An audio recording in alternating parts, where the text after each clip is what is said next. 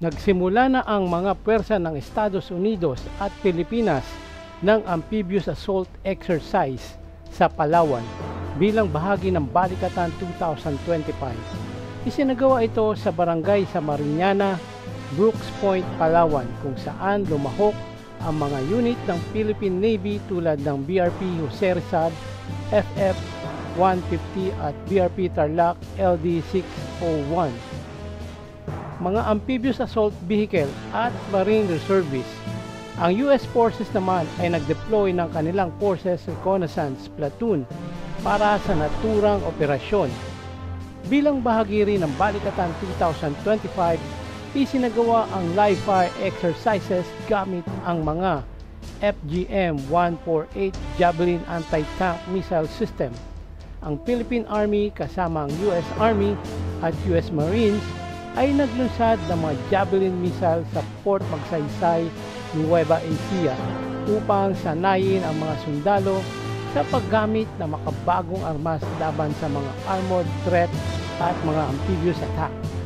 Ang mga pagsasanay na ito ay bahagi ng mas malawak na layunin ng Balikatan na palakasin ang interoperability at kahandaan ng mga puwersa ng Pilipinas at Estados Unidos sa pagtugon sa mga banta sa rehiyon, lalo na sa harap ng tumitinding tensyon sa South China Sea.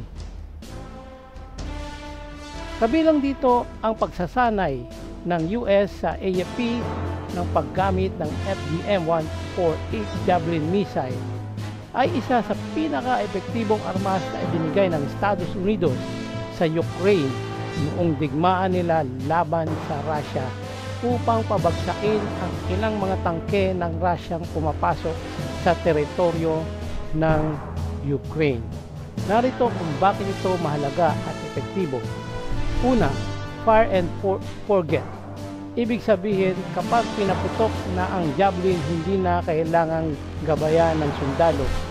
Makakaalis na sila agad sa pwesto para hindi mabantayan o mabalikan ng kalaban.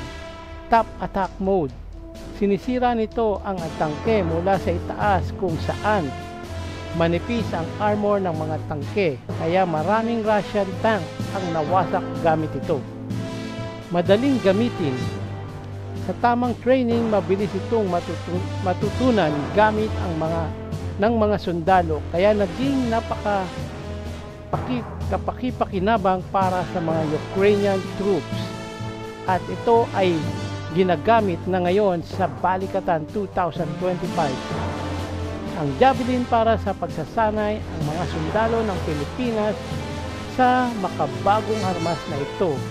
Handang-handa kung sakaling kailangan idepensa ang ating bansa laban sa mga kalabang